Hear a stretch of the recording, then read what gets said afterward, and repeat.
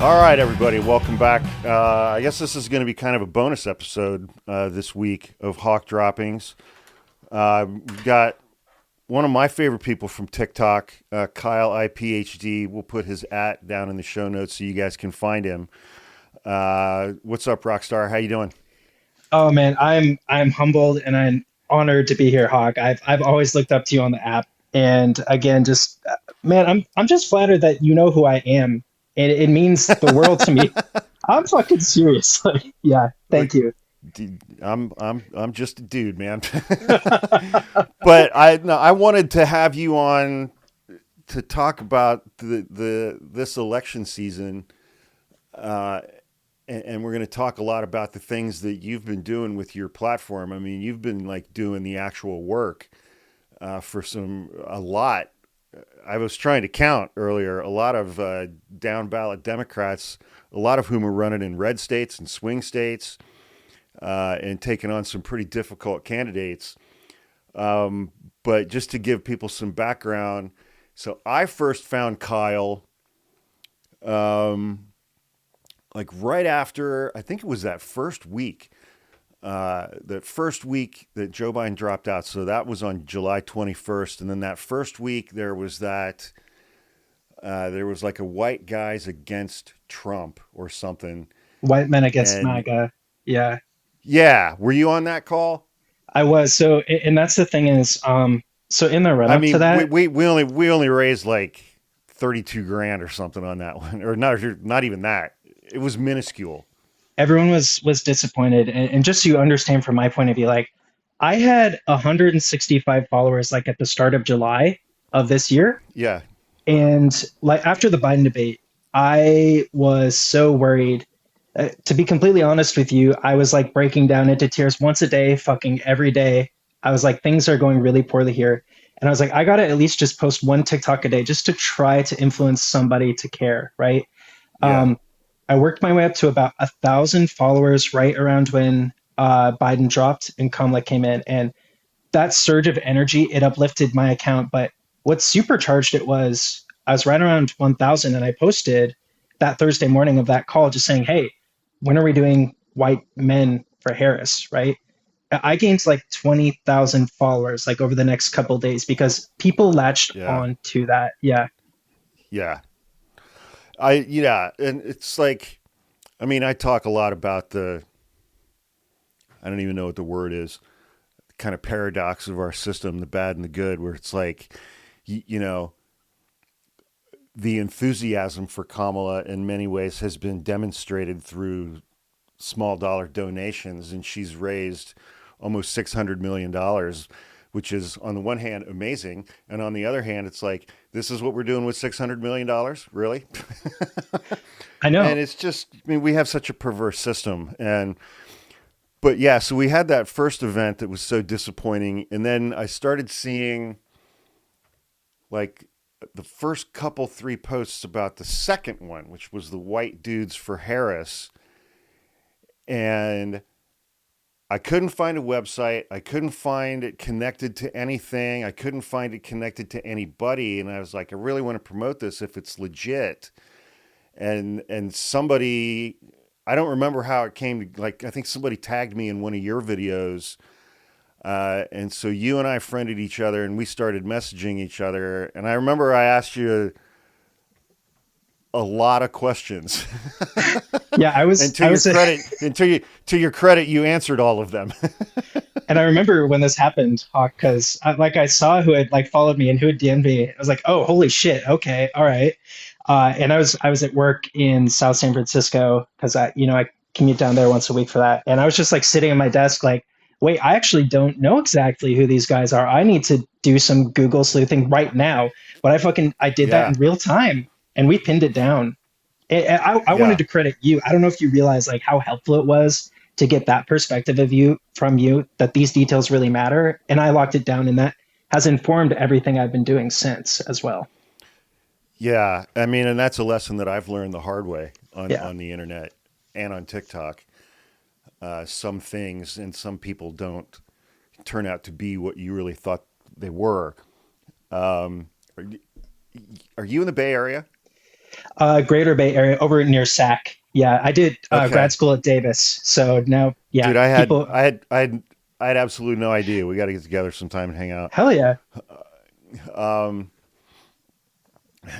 but so fortunately, I mean, yeah, because you gave me a bunch of information and I tried to do more digging, and then it's something that really, and then I think it was just a day or two after you and I started communicating with each other when it kind of broke into like mainstream media, Yeah. and I was like, okay, this is real.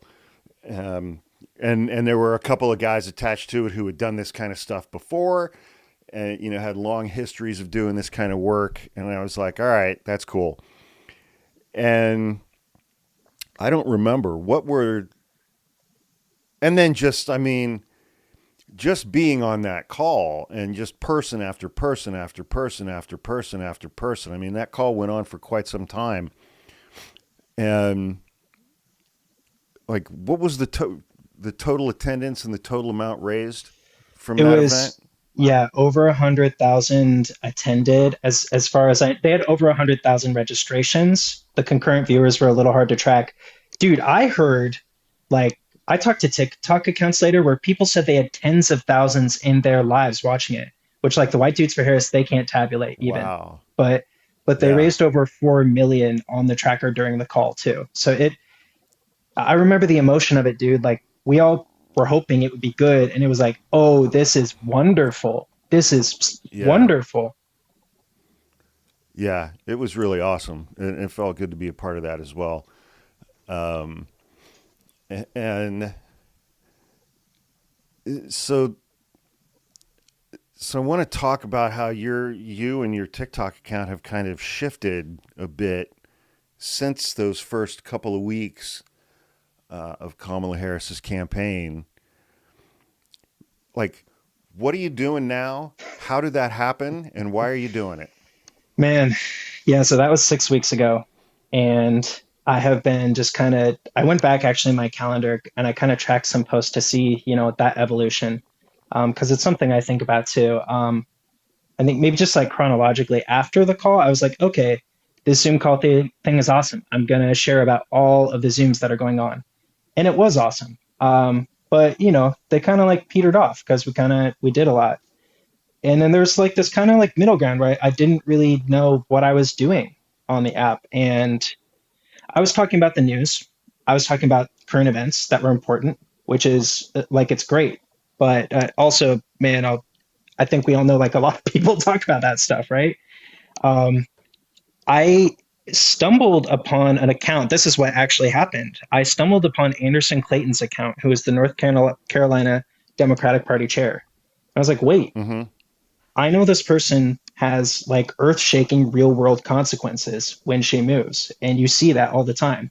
I was like, how is it? And I think this is really her. And she has like a couple thousand followers. Like, Mm-hmm. this doesn't, like, that's an injustice on this app. And that's why I made that post for her. And she just started gaining followers. That's where this started. She's up over 10,000, since that first Oh, post. wow. And 8 days later, lightning actually really struck because I found Sean Harris, who is the Yeah. Right. Georgia 14 running against Uh-huh. Marjorie Taylor Greene, and Yeah. he had 3,000 followers. Hawk. Wow. He now has, I think, I looked today, like 44,000 since that post went viral, and that's when I realized, like, oh, this is a thing. This is a thing. Yeah. From there, I pivoted to kind of like a unique niche. And I think this is what has become like a cultural sensation and a real community movement on TikTok, where I put out this video and I was like, hey, there are all these awesome candidates out there, like not just Congress, not just party chairs. I'm talking like state legislature, but like really important people. If anybody has less than 1,000 followers, just like tag them in my video. Like, let's get them over that. And people have taken to that. And that has been like the last 2 weeks, just this surge. That is like kind of the core of where Leave No Den Behind kind of came out of. And I just wanted to put a tagline on it so people could, relate to it. Right. Yeah. Well, and one of them was one of our buddies. This is this is the fourth time I've had an interview guest on here in the last couple of weeks. The first one was Lloyd Smith for Kentucky. I I love loved it. that guy. He's amazing, dude. He is awesome. He is tireless. Uh, God, I hope he wins that seat, man. It's just like, I mean, and I was so happy to have him on, and that he was, my very first guest interview during this whole thing. I mean, it's because like you're doing the thing that you're doing, and one of the things that I want to do is just keep having people on once or twice a week to talk about the kind of things that you're doing, and the things that Lloyd's doing. Actually running for office, and talk about that kind of stuff, and just I think we get caught up so much in Trump versus Kamala. I mean, there are hundreds and hundreds and hundreds of races going on at every level in this country, and they're going on right now.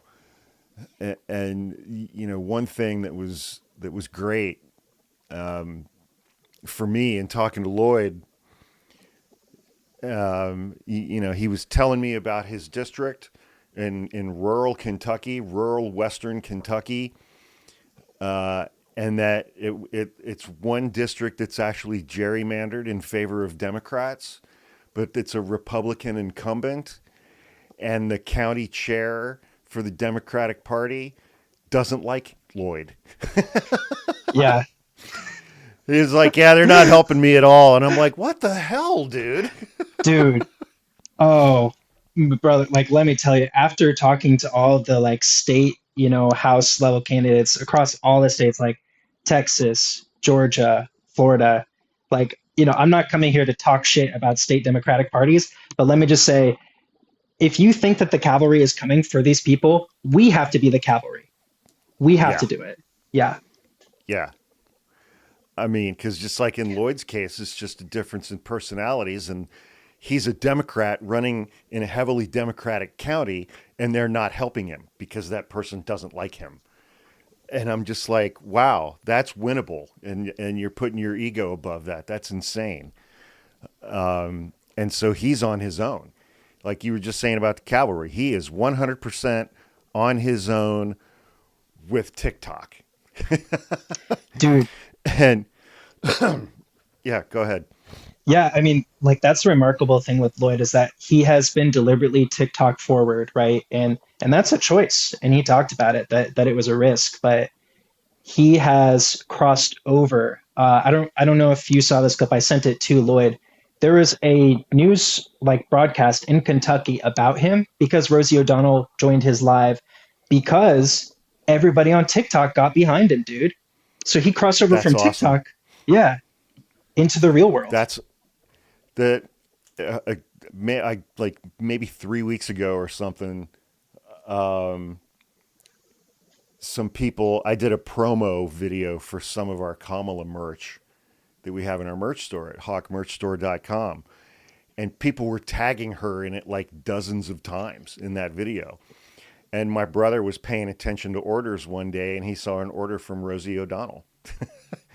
And then because then she was on one of those Zoom calls. I think it was Cooking with Kamala, and she was wearing one of our shirts for that event. And so we sent her some extra stuff just to say thank you. But and then I saw, Lloyd was trying to get her, and I missed.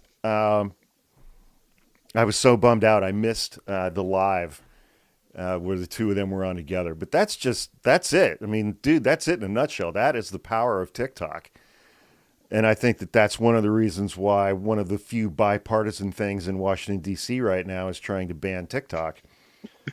I mean, I don't think anybody fully understands the power of this kind of an app in the context of these kinds of races. Yeah, I hear you, man, and I think I should like share this as well. So Lloyd, managed to hit his 30K fundraising goal, and Nice. So Rosie's picking out a tattoo for him. Oh yeah, yeah, because she was the biggest donor, I think, because she gave Yeah, 1,000, so she has the biggest vote. he, Uh, dude, that is absolutely amazing. he did it. He did it. And, I've seen a slew of other candidates be like, oh, okay, I need to do a tattoo fundraiser. Like that's how you make some money, right? You get creative. You get out there in front of Yeah. people. But Yep. I would like to add one more thing about Lloyd. Like I wanted to help him. Like just when I heard Yeah. about the story, he was very sincere, but man, the way that he did his lives and he just integrated his like daughter and wife, and when I saw their family, I was like, all right, I will bleed for this man. I will put my heart Yeah. in this, and I want to put his challenge on my back because I cannot see him fail. He only wants to help his wife and his daughter and help people just do a little bit better. Like it is so simple. It's so human and pure. Like man, that's why I love these down bout races, Hawk. Like it's so human. Yeah. Because I think that kind of when you get down to like that state legislature level, sometimes at the congressional level, uh, like Lexi Darty in Georgia, we'll talk about her in a minute. But a lot of these state house races, they're people like Lloyd. It's just like it's everyday normal people who are like, I'm not dealing with this anymore. I'm going to run for office. And that is a huge step. What a just a massive step for somebody who's never done that before, who doesn't know what it means to do that, doesn't know how to do that, and they're just like, I'm doing it. And they go out and they do it. And that is just crazy, man. And you get these characters like Lloyd who, it's like he tagged me in a couple of his videos. A bunch of other people tagged me in a couple of his videos. And again, it's like the same thing. I was like, okay, I mean, what am I getting into here? What's this guy's deal? And so then I watched a bunch of his videos. I followed him. I watched a couple of the videos that kind of tell his story. And then we started swapping messages, and I was like, okay, yeah, I'm on board with this guy. Yeah. I'm on board with this guy. And I mean, he and I had such a great conversation in that first interview from 2 or 3 weeks ago. But man, I was so happy to see Rosie get on board with him and see that stuff work out. It was just fantastic. I mean, it's just, I mean, I don't even know how to say it. It's like your neighbor, you know? It's Yeah. like your neighbor deciding to run for the state house, and you're like, okay, what the hell? Yeah, I'm on board. Let's do that. And and then watching some of the videos from a lot of these other people that you've been recommending. I mean, so many of them. I mean, it's like I've seen you. I don't know. I'm going to miss a few, but you've been promoting candidates in Kentucky, West Virginia, Michigan, Georgia, Indiana, Texas, South Carolina, Nevada, Orange County, California, Pennsylvania. You got a few of them in Florida, Colorado, Alabama, Arizona, Oregon. Mhm. Uh, you know, and I mean, so it's like, are you calling? I know you kind of referred to this as kind of the leave no dem behind thing. Mhm. Is that like the name of this thing now? So I I just wanted to put an action or a call to action to Yeah, this community feeling, right? And it reminded me of like, leave no child behind, right? Like leave no den behind. It fits, right? Um, I just feel like the community has taken it up upon themselves. Like they just tagged me in a lot of videos. I wanted to give them something besides just tagging my name. So now it's like yeah. people know to tag me, and oh, it's this idea like we're not going to leave any Democrat behind. So leave no Dem behind, no Dem left behind, whatever you want to call it, man. Yeah. Well, so and again, it's like so many of these people just kind of remind me of Lloyd in that way. It's just like they're just everyday people, man. I mean, do you know how many candidates you've promoted so far?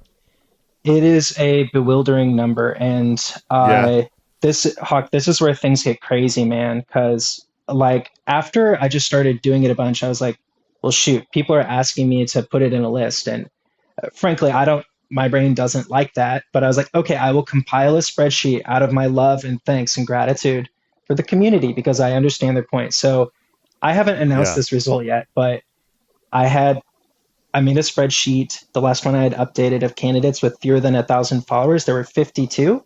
These aren't even Uh-huh. candidates that I directly promoted, by the way.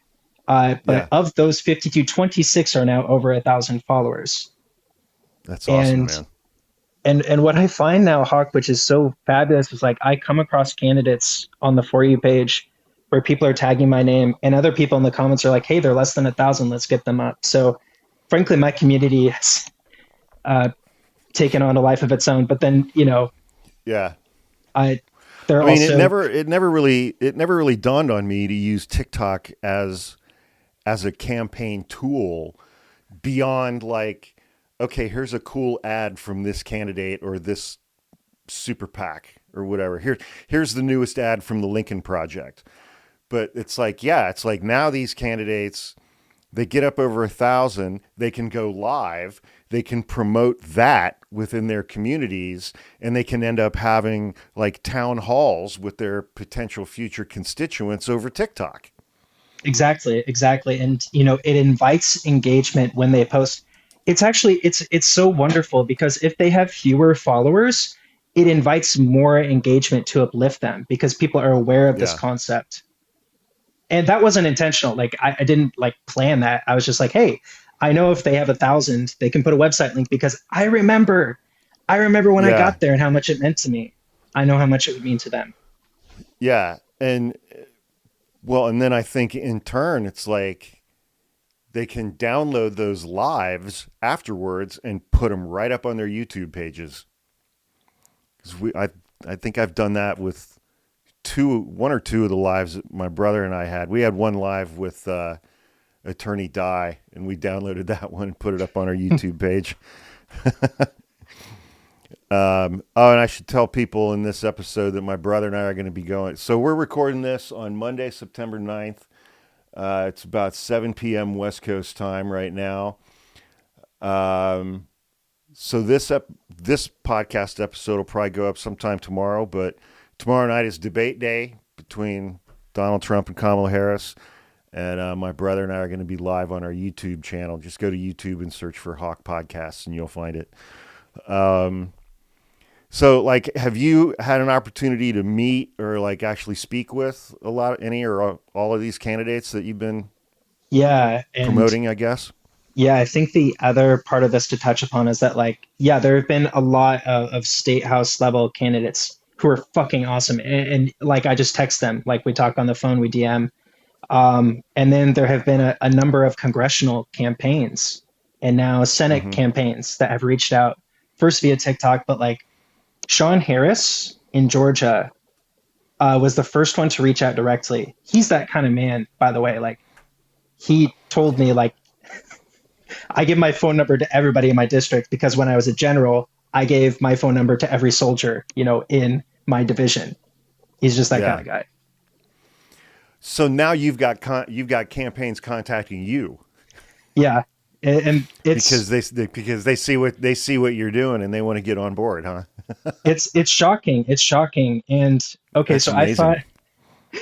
if I may, I'll tell you a couple of the results that have, because I haven't even fully realized it, but we wanted to take it next level last week by actually doing a legit campaign for Quasi Smith running in Arizona, I think the fifth Yeah. district, but against a MAGA State Republican House or Congress? Running for Congress, yeah, against Paul Gosar, which is a MAGA Republican seat that we Oh, can flip, man. how? Oh my God! I mean that right there speaks to the power of gerrymandering. That Paul Gosar still is a member of Congress. So for people who don't know, he is an absolute fucking lunatic in Arizona. He's the guy who it was either 2 years ago or 4 years ago. He's got a whole bunch of brothers and sisters, and they all got together and did a commercial with each other saying, "Please don't vote for our brother Paul Gosar. He's insane." All of his siblings got together and did that. Yeah. And he's an insurrectionist. You know, he was tweeting shit like 1776 on January 6th. You know, he's one of these guys where if any members of Congress get indicted for January 6th, he's going to be in the top 5. He's a fucking whack job. Yeah. And Um, you nailed it. And yeah, he's posted images of General Miley being executed and AOC being beheaded. yeah, He's the worst of the yeah, worst. he is, man. And all right, so Quasi Smith is running against that guy, huh? Yeah, Quasi Smith is running hard against him. And here's the thing. Like, you know, we talk about how state house level candidates have a hard time getting dollars. Quasi, Yeah, and he told us this because he came on alive to do the fundraiser. He said the DNC is supportive, but not in the direct cash contribution kind of way. He has self-funded. Dude, he's literally put in $100,000 of his own money because he believes in it. And he grew up impoverished in that area of Arizona, and he's trying to do better by them. wow. Well, okay, so that brings up a good question. So last week, Kamala Harris, I mean, who's raised almost $600 million, and I think this is the largest, I don't know what you want to call it, donation or transfer of its kind that's ever happened.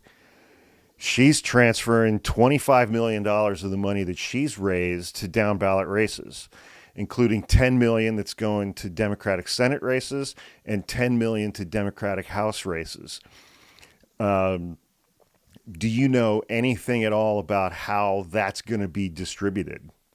Let me put it this way. The one person that, because I've been talking with campaigns, there was a state house rep in Florida. And you know what? I want to rep her, Ashley Brundage, running to be the first trans elected official in Florida state history. Yeah, I she's on love my Ashley. list.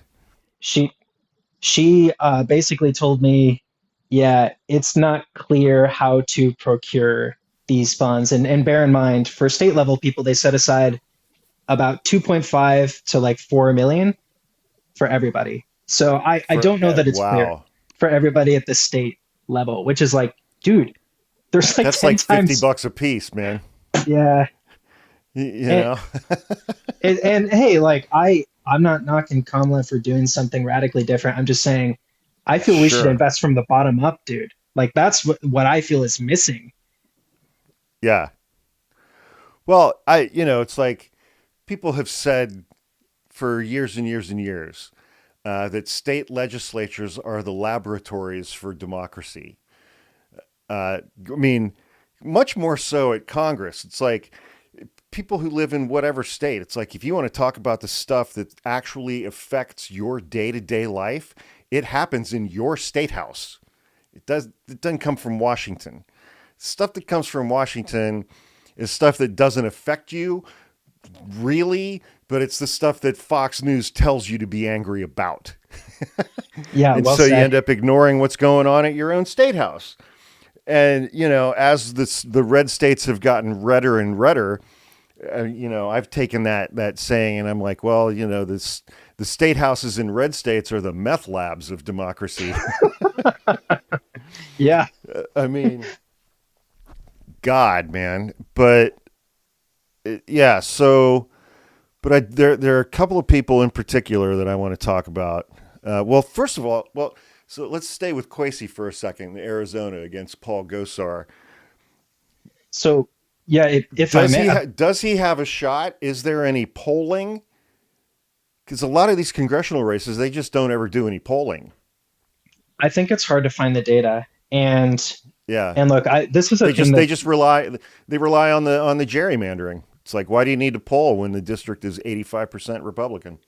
that and it is so hard to reach these voters physically. Like, look, man, we had a call at the campaign with CJ, their digital strategist, who's on TikTok and sought me out, and I give her credit for shaking things up in their campaign to do this.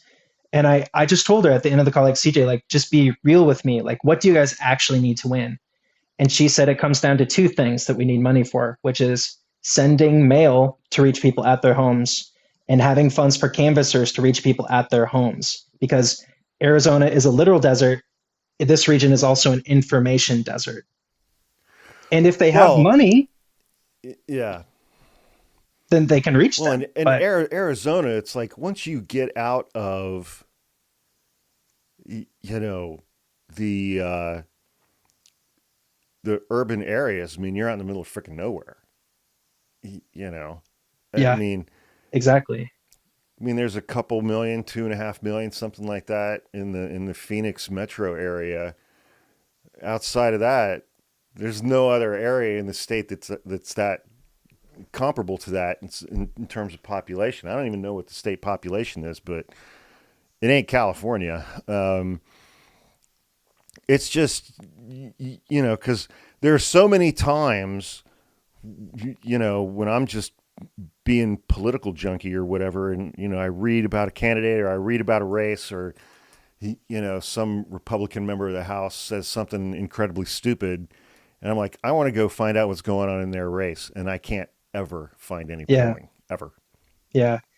And I think, so something I want to touch upon because this is really important and I appreciate your interest in it.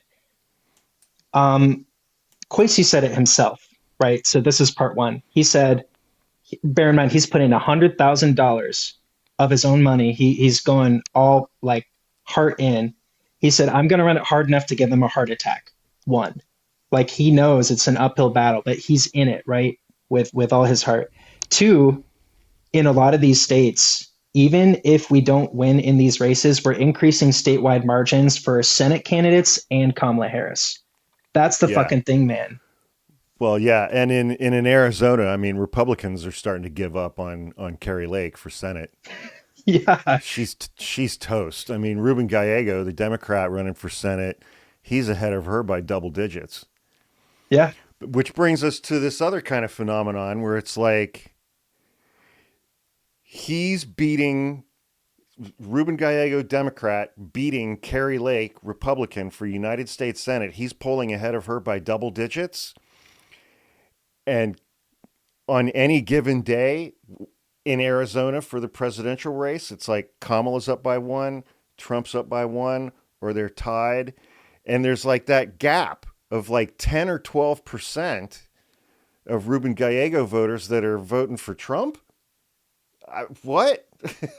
I And find it that's true on bewildering. so many of these battleground states where it's like the Democrats for Senate or governor in North Carolina, they're way up, and Kamala's at like 1 or 2 points, or Trump's up by 1 or 2 points. It's like I don't know how to close those gaps and get Kamala. Like, hopefully the debate tomorrow night will help with that. But I totally hear you on that. And yeah, like if that makes me worry, and I find that like focusing on these down ballot races, I don't know how to shift the main narrative. I don't know that anybody does. And man, people try, and it focusing on the down yeah, ballot stuff feels purposeful, and there's just room to grow. There's so much room to grow there. yeah. Well, okay.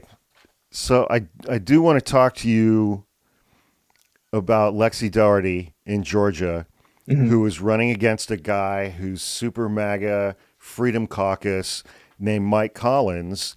And that district is where the school shooting was last week with that 14-year-old little asshole who took an AR-15 to school and killed two students, killed two teachers, wounded nine others. And Mike Collins, during the last campaign cycle in 2022, he made a campaign ad with an AR-15 and he fired it during his campaign ad. And Marjorie Taylor Greene, also in Georgia, makes those kinds of ads. Republican Governor Brian Kemp made a campaign ad where he's holding a shotgun.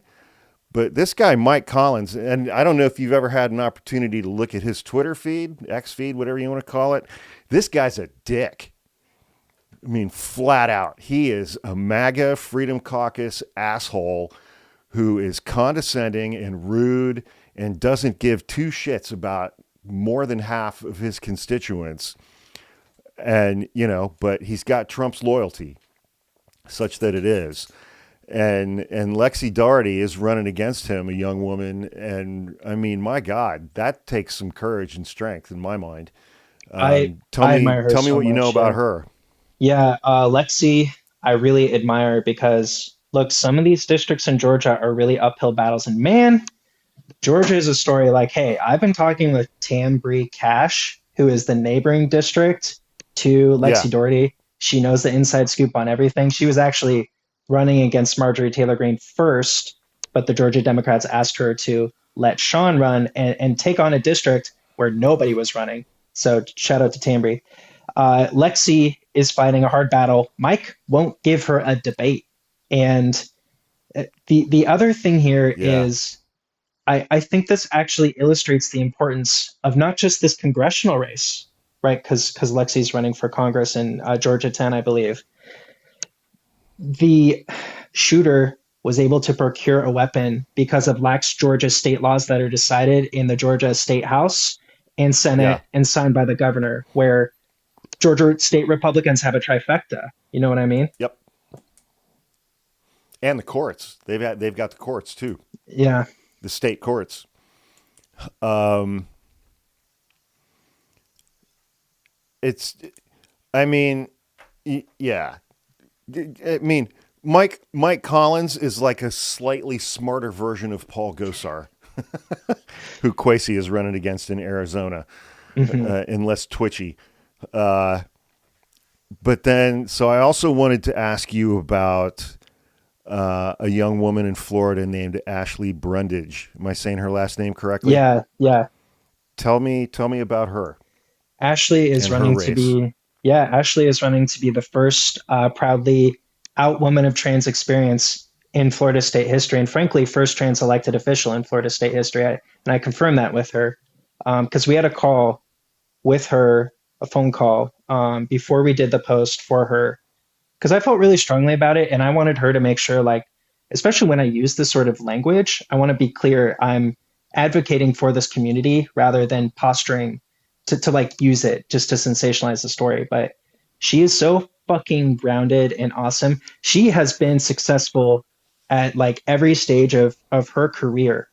Um, she has this amazing story where literally she won the Community Spirit Award from the Florida Status of the Commission of Women and in 2022, and Ron DeSantis wrote her a very nice congratulations letter, and he didn't know that she was trans until she That's came. what I was just going to ask. Yeah, yeah, and she carries that like a badge of honor, and she came to the event, and they have since scrubbed. They're like, wait, okay, they canceled the speeches. They have scrubbed any evidence of this from the Of internet. course. You know what, dude? This is Wow. so fucking awesome. What she said to me, she was like, when I win, and bear in mind, with Florida state level representatives, when they win in November, they are in. They don't wait until inauguration in January. They're just in. She said, when I win, I'm Yeah. going to have DeSantis hold the Bible to swear me in. Yeah. He won't do it. I guarantee it. He Yeah. just won't do it. Oh, yeah. I don't think, I mean, I mean, he's a the the coward. the the bullshit demonization that he's done against the LGBTQ community, and he did it specifically to help him in this year's presidential race because after January 6th, he thought Trump was out. This was going to be DeSantis's opening. And at the beginning of last year, DeSantis was polling at like 35, 36% among Republicans. And then Trump was like, "Nah, I'm running, dickhead." Yeah. and that was that. That was that. DeSantis spent like $250 million and dropped out before the first primary vote was even cast. And Incredible. It's I think, such just an incredible collapse. do you remember? I think he tried to do like a Twitter live launch with Elon and totally shat the bed. Like that was so sweet. Yeah. Yeah. It went about as well. It started off about as well as the one between Elon and Trump, where they had Exactly. 45 minutes of dead air. Yep. But yeah, just to come back to Ashley real quick too, like this isn't just blowing hot air, by the way. Like just if you look at the data, her district went for Biden in 2020 by 4 points. There Currently, you go. it's trending Republican by 1 point, but obviously it's a very dynamic atmosphere in Florida with a lot of momentum. And she won the Democratic primary very recently with 80% of the vote from Democratic voters there. So Wow. she's got a lot going for her. That's intense. And I mean, and plus, I mean, there are two things Well, there's one thing that's really going to drive Democratic turnout on the Florida ballot, and that's the abortion rights statewide initiative, the ballot referendum. And the other thing, I don't know that this is just going to be driving turnout just for Democrats, but there's a statewide referendum to legalize recreational marijuana. I think that's going to work on both sides. Yeah, I mean, let me. Well, Florida's real that interesting, man. I was going to ask you a question that's a discussion for another time because that'll start like another 45-minute long thing. Okay, so then tell me about this Whitcop kid, also in Yeah, Florida. He's running against Brian Mast, yeah, another just raging asshole. yeah. This is great too because I want to connect this with the Quasi Smith thread. So the result for Yeah, Quasi Smith was last week we launched a what I thought was pretty bold, a $13,000 fundraising campaign because Hawk, I've never done any of this, man. And I think that's a big yeah, chunk of change, but yeah. we we have crossed 50%. We have already raised $6,500. We hit that during our live with him last week. And Wow. that's more than I ever thought I would do, period. But with Thomas Whitcop, that the first post that I made for him, just talking about how he is David versus Goliath as the youngest candidate for How old Congress is he? going 25, the absolute youngest you can be. Like, and Yeah, still that's awesome, man. That's amazing. he's But again, he's it's just like that's just somebody from the community who was like, I've had enough of these people, so I'm gonna go do this, and then just, I mean, I unless you're an incumbent, you don't know what you're doing the first time you run. You just jump in and see what happens, absolutely, and man. you learn along the way. And what has been so cool is like looking at Thomas's account, just his TikTok account. It tells a story of where like he wasn't sure what he was doing necessarily. I think he would cop up to that too because he said he's learning at every stage, right?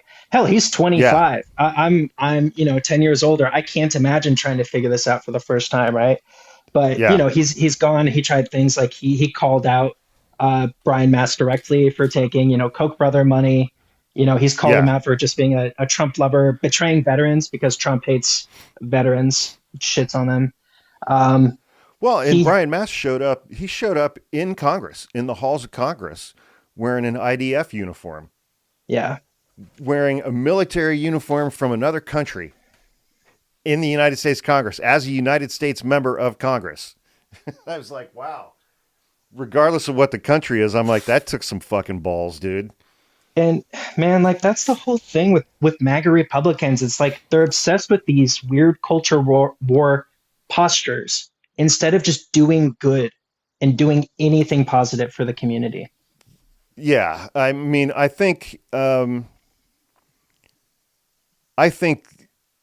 that there are way, way, way, way, way too many Republicans in Congress that start out each week by having a meeting with their staff and saying, okay, what do I need to do this week? What do I need to say this week in order to get a couple of segments on Fox News? Yeah, that, And and that that that becomes their goal. absolutely. I mean, I feel like, yeah, I won't name other candidates to go down rabbit holes, but with Thomas, Yeah, what I love about him is I think he embodies that spirit that Quasi Smith said. Like, I'm gonna run it so damn hard I give them a heart attack. Because Thomas knows it's an uphill battle. I looked at the stats. Brian Mast beat his last Democratic opponent by about 90,000, 190,000 to 100,000. But man, this comes down wow. to not not just Thomas like sending a message that we can shake that MAGA core, but also if Thomas gets 10,000, 20,000 more votes in a district that we wouldn't contest, you know who those votes go for probably as well?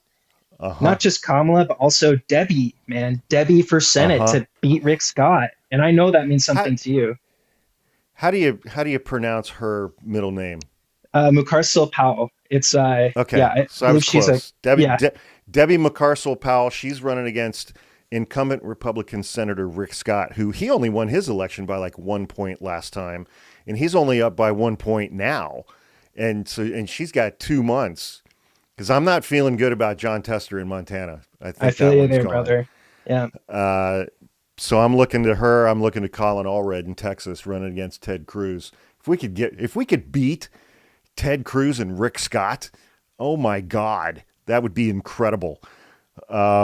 Last candidate that I wanted to talk to you about. Tell me about this guy in Alabama. Shamar Figures, man. Yeah. Uh, he brought down the house of the DNC, and I'll confess, I didn't reach out to his campaign before I found his account. So many people tagged me and said, "Kyle, you have you seen this speech from Shomari?" I was like, "All right," and then I found his account and I was like, "All right, he's a little." I think he had 400 followers at the time. I was like, Wow. this needs to be exploded." So Well, I I mean, but let's think about that for a second. It's like, how far out on a limb are you going in September of 2024 running for Congress and blowing up your own TikTok page when, a few months ago, all these people signed legislation to ban it? That's it's a weird crazy. spot to be in. It's a really weird paradox. Yeah, but the response was tremendous because there was just so much hype behind him already from his speech at the DNC, where he quoted California poet Kendrick Lamar. Sometimes you got to pop out and show him, and pop out and vote. So he's up over 15,000 followers, Yeah. and he was very gracious. He did like a personal shout out. Again, it's the community, okay? Because I highlight them, right? I give Right. people a channel for the hype, and then the community flows through. That's awesome, man. All right. So we're right here at about the end. Um, I will, you send me whatever social media ats, usernames, or whatever that you want, and I will have my brother put those in the show notes. And your username on TikTok is Kyle I PhD, right? Correct. Is there any punctuation in there? Kyle I, comma PhD. Yeah, Okay. And so everybody who's following me should be following Kyle and just go to his page and just sit down for an hour and just start watching, just start at the beginning and scroll through his TikToks and you can see all of these amazing candidates that are running for office at the congressional level, at the state house level, all across this country. I mean, there are really some amazing people in there, and it'll. I mean, I've done that a couple of times for like an hour, and it's like by the end of doing that, it's like I feel hopeful and I feel energized. I'm like, look at all these good people out there in red states, in purple states that are doing this. I'm like, it's really energizing. It's really uplifting, and it just makes you feel hopeful.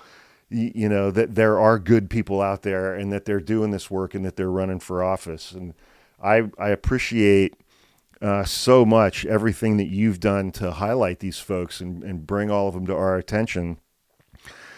So everybody who follows me, go follow Kyle, and then just go watch his videos and and follow go every follow those candidate that he's got candidates. going on in there. Um, yeah, it's a great thing that you're doing this cycle, man. I love that the whole thing is just organic. That's been It's one of these things on TikTok that just sort of happened. exactly, like you can't plan it. It's not something people could buy if they wanted to. I would just like to plug, one more thing. Yeah, yeah, That yeah. feeling, that feeling you're talking about, like that hope, like that excitement. When I say hype, it's deeper than that. It's the hope. It's the hopeful feeling that there is Yeah. something we can do to make a difference. And that's the feeling I speak to. And this wasn't necessarily intentional, but Thomas disclosed to me. I would just like to share that while we have the audience. He has raised $30,000 in the last week since that first post with hundreds of new donors. And they've been able to Wow. track a lot of them to TikTok, to the viral That's post for amazing, him. man. Yeah, That's awesome. And when we're talking about donations here, it's like, people are giving $5, $10, $25, exactly. whatever.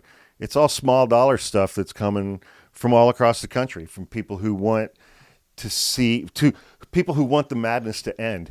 And one of the things for me, it's like, yeah, I want people like Paul Gosar and Marjorie Taylor Greene and Brian Mast to be out of Congress. And through your page, I've gotten to see who's running against those people. And I'm like, these Yeah, people are great. This is fantastic. I would love for this person to be in Congress regardless of who their opponent is.